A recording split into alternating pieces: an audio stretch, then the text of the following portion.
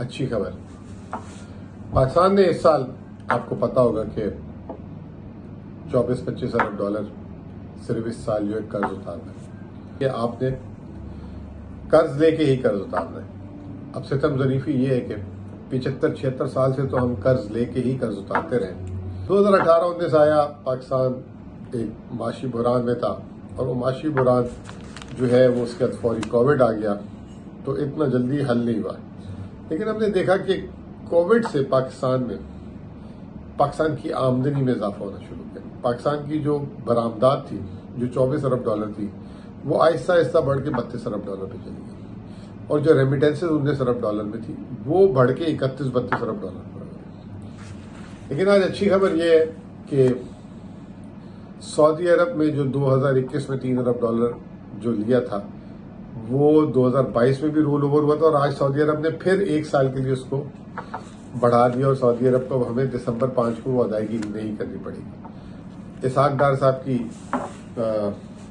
ایک اور چوری پکڑی گئی، وہ رہے وزیر خزانہ تو ایکسپورٹس بھی مائنس میں، ریمیٹنسز بھی نہیں بڑھ رہی تھی۔ جیسے ہی وہ گئے روپے کی قدر کو تھوڑا سا لوز کیا انہوں نے، اور اس کے بعد تھوڑا سا بہتر ہوا۔ غربت جو ہے پاکستان کی 30% تھی 2021-22 میں، وہ بڑھ کے 50% سے زیادہ ہو گئی۔ پہلی سرمائی کے شرح نمو کے نمبر آ چکے ہیں، اور یہ پہلی دفعہ ایسا ہوا ہے۔ بھارت دیتا تھا، اچھی ڈیولپمنٹ ہے، پتہ ہونا چاہیے سمت کیا ہے۔ بسم اللہ الرحمن الرحیم۔ اچھا جی، اچھی خبر، پاکستان نے اس سال آپ کو پتا ہوگا کہ 24-25 ارب ڈالر صرف اس سال جو ہے قرض اتارنا ہے، اور ہمارے پاس جو خزانے میں جو حکومتی خزانہ ہے وہ 7.5-7.5 ارب ڈالر ہے۔ تو 7.5 ارب ڈالر آپ کے خزانے میں ہو اور آپ نے 25 ارب ڈالر قرض اتارنا ہو، تو اس کا مطلب یہ کہ آپ نے قرض لے کے ہی قرض اتارنا ہے۔ اب ستم ظریفی یہ ہے کہ 75-76 سال سے تو ہم قرض لے کے ہی قرض اتارتے رہے، لیکن وہ قرض کا حجم جو ہے 6 ارب ڈالر جو ہے 2017 میں تھا، جب پی ایم ایل این گئی تو 11-12 ارب ڈالر ہو گیا، پھر آخری سال جب پی ٹی آئی کا تھا تو 17-18 ارب تھا، اب اس سال 25 ارب ڈالر ہے۔ تو جیسے جیسے قرض کا حجم بڑھتا جا رہا ہے، پاکستان کا قرض ادا کرنے کی صلاحیت ختم ہوتی جا رہی ہے، پاکستان کی آمدنی جو ہے گرتی جا رہی ہے۔ ہونا تو یہ چاہیے تھا کہ اگر آپ قرض بڑھا رہے ہیں تو اپنی آمدنی بھی بڑھائیں، تاکہ آپ اپنے قرض کو واپس عزت اور احترام سے کر سکیں۔ لیکن ہماری جو آمدنی ہے بدقسمتی سے 2013 سے اس کو بہت بری نظر لگ گئی۔ 2013 میں جب نون لیگ کی حکومت آئی تھی تو پاکستان کی جو ایکسپورٹس تھی وہ 25 ارب ڈالر تھی، اور 2017 میں جب اسحاق ڈار صاحب ملک چھوڑ کے واپس جا رہے تھے تو وہ 25 ارب ڈالر سے 20 ارب ڈالر پہ آ گئی، اور پھر مفتاح اسماعیل آئے آخری سال میں، وہ 24 ارب ڈالر۔ 5 سال پاکستان کی ایکسپورٹس بجائے اوپر جانے کے الٹا نیچے چلی گئی۔ یہ وہ دور تھا جہاں سے پاکستان ایک نئے معاشی ٹریپ پہ آیا، اور وہ ٹریپ جو ہے وہ اتنا خطرناک ہو گیا کہ پاکستان کے ریزروز بھی گرنا شروع ہو گئے۔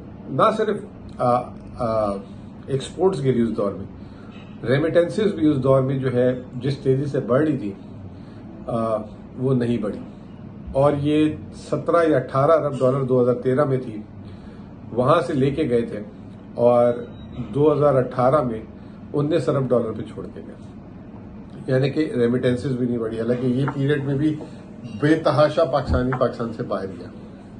نہ جانے کیوں ان کی حکومت میں ہمیشہ ہم نے دیکھا کہ لوگ پیسہ باہر بیچتے ہیں ملک سے، پاکستان میں اندر نہیں لاتے۔ یہ ہمیشہ سے فینومینا ہے۔ ہو سکتا ہے کہ اسی پارٹی کو لوگ فالو کرتے ہوں، کیونکہ آپ کو پتہ ہے کہ زیادہ تر جو ہے ان کی پراپرٹیز اور بزنس باہر ہے، تو لوگ کہتے ہوں گے کہ جب ان کا باہر ہے تو ہم بھی باہر لے جاتے ہیں۔ عقل مند لوگ ہیں۔ اکثر لوگوں کے فیصلے جو ہوتے ہیں وہ یہ ہوتے ہیں کہ کسی کو دیکھ کر ہوتے ہیں، کہتے ہیں یہ اتنا عقل مند ہے، اگر یہ فیصلہ یہ کر رہا ہے تو کوئی نہ کوئی راز ہوگا۔ تو اس لیے کہا جاتا ہے کہ جو ملک کا لیڈر کرتا ہے وہ جو ہے لوگوں کے لیے ایگزامپل سیٹ ہو جاتی ہے۔ بہرحال 2018-19 آیا، پاکستان ایک معاشی بحران میں تھا، اور وہ معاشی بحران جو ہے وہ اس کے بعد فوری کووڈ آ گیا تو اتنا جلدی حل نہیں ہوا، لیکن ہم نے دیکھا کہ کووڈ سے پاکستان کی آمدنی میں اضافہ ہونا شروع کیا۔ پاکستان کی جو برآمدات تھی جو 24 ارب ڈالر تھی وہ آہستہ آہستہ بڑھ کے 32 ارب ڈالر پہ چلی گئی، اور جو ریمیٹنسز 19 ارب ڈالر میں تھی وہ بڑھ کے 31-32 ارب ڈالر پر گئی۔ تو وہ ایک ہم نے دیکھا کہ پاکستانیوں کا ایک کانفیڈنس ریوائیو ہونا شروع ہو گیا تھا پاکستان میں، اور پاکستانیوں نے بے تحاشا پیسہ بھیجا۔ لیکن پھر 2022 آیا، حکومت تبدیل ہوئی، نون لیگ واپس سے آئی پی ٹی ایم کے ساتھ، پاکستان کی بڑھتی ایکسپورٹس اور بڑھتی ریمیٹنسز واپس الٹی چال چلنے لگ گئی، اور جو 32 ارب ڈالر پہ ایکسپورٹس گئی وہ 27 ارب ڈالر پہ آ گئی، اور جو ریمیٹنسز 31 ارب ڈالر 31.25 ارب ڈالر پہ گئی تھی وہ بھی 27 ارب ڈالر پہ آ گئی۔ ان دونوں میں ملا کے 7.5 ارب ڈالر پاکستان کے ایک سال میں کام ہوا۔ وہ سلسلہ ابھی بھی چل رہا ہے، اس میں بحالی نہیں ہے۔ لیکن آج اچھی خبر یہ ہے کہ سعودی عرب میں جو 2021 میں 3 ارب ڈالر جو لیا تھا وہ 2022 میں بھی رول اوور ہوا تھا، اور آج سعودی عرب نے پھر ایک سال کے لیے اس کو بڑھا دیا، اور سعودی عرب کو ہمیں دسمبر 5 کو وہ ادائیگی نہیں کرنی پڑے گی۔ تو طے یہ ہوا کہ ہمیں قرض لینے کے لیے قرض یا دینا پڑ رہا ہے یا ان سے درخواست کرنی پڑ رہی ہے کہ آپ اس کو آگے کر دیں۔ اس کو آپ یہ کہہ لیں کہ رول اوور بھی کہہ سکتے ہیں، لیکن رول اوور جو ہوتا ہے وہ یوزلی ایسا ہوتا ہے کہ آپ پہلے پیمنٹ دیتے ہیں پھر وہ آپ کو واپس دے دیتے ہیں، لیکن ہم نے بغیر ادائیگی کی یہ رول اوور ہو گیا، تو یہ رول اوور نہیں ہوتا ایک طریقے سے، میں تو اس کو کہوں گا کہ یہ ری شیڈیول ہو گیا، ری پروفائل ہو گیا، ری شیڈیول ہو۔ چلیں اب بڑھتے ہیں آگے۔ اسحاق ڈار صاحب کی ایک اور چوری پکڑی گئی، وہ تو چوری پہلے سے پکڑی گئی تھی، ہم بول رہے تھے، لیکن جب تک آفیشیل نہیں ہوتی چیز تو وہ جو ہے وہ آفیشیل نہیں ہوتی۔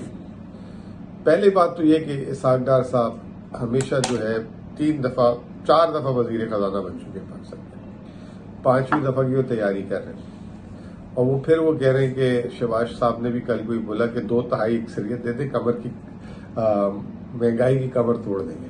مطلب اکثریت سے مہنگائی کی کمر توڑنے کا کیا واسطہ ہے؟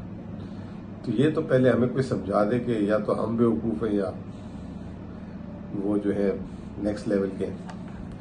اب جو ہے اسحاق ڈار صاحب بھی ایک مہینہ جو 4 دفعہ وزارت خزانہ رکھ چکے اپنے پاس، ایک ان کا منفرد ریکارڈ ہے۔ ان کے ہوتے ہوئے وزیر خزانہ جب بھی بنے، پاکستان میں معاشی گروتھ جو ہے 5% کبھی نہیں آئی۔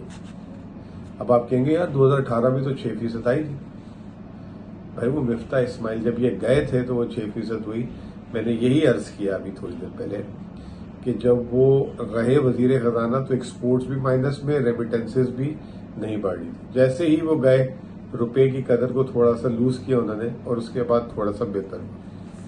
تو اسحاق ڈار آج تک بطور وزیر خزانہ 5% بھی جو جی ڈی پی گروتھ نہیں لائے، اور جتنے دفعہ یہ وزیر خزانہ بنے ہیں ان کی اوسط جو ہے نا اوسط وہ 4% سے بھی نیچے۔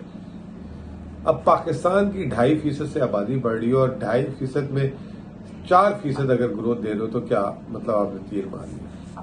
دوسرا اسحاق ڈار صاحب کا ایک اور کریڈٹ ہے، اسحاق ڈار صاحب کے جتنے بھی دور بطور وزیر خزانہ رہے زراعت نے بالکل ترقی نہیں کی۔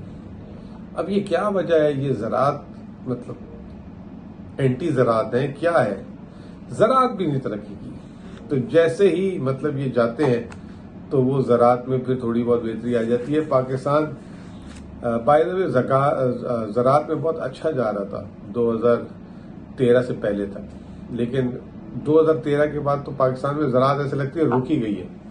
آبادی بڑھ رہی ہے لیکن اب کھانا پینا گرو نہیں کر رہے۔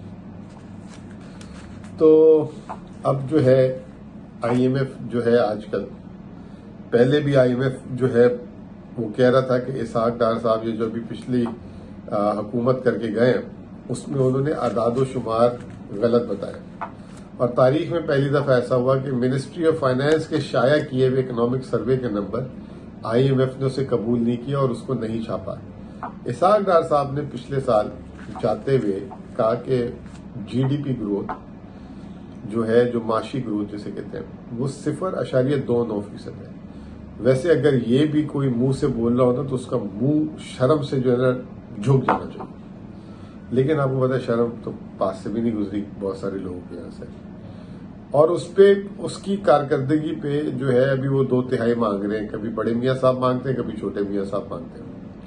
وہ 0.29%. IMF کہتا تھا نہیں جی غلط ہے, یہ -0.5 ہے. اچھا میں اس کو سمجھتا ہوں ہمیشہ سے -2% سے زیادہ ہے.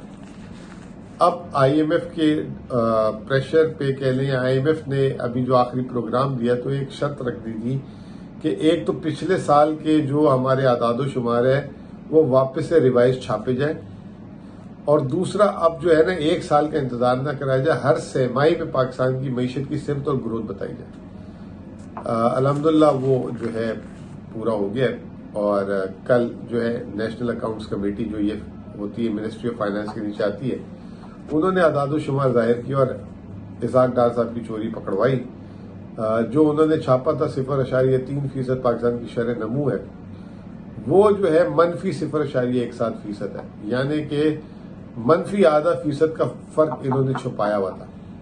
-0.5% کا فرق ہوتا ہے $20 ارب تقریباً 17-18 ارب ڈالر پریسائزلی. وہ انہوں نے بڑھا چڑھا کے پاکستان کی معیشت کو بتایا.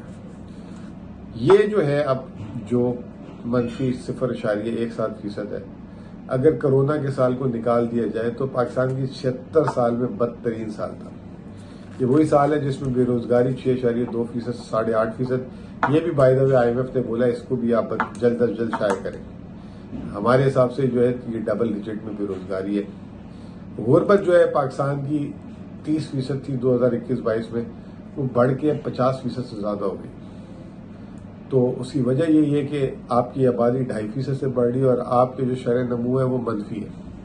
تو یہ جو ہے یہ بھی کریڈٹ اسحاق ڈار صاحب کو جاتا ہے, اور انہوں نے جو ہے جو پچھلے سال یہ کرایا تو یہ اس کی وجہ سے ہوا. اب بات یہ کرتے ہیں کہ انہوں نے نمبرز کو چھپایا کدھر.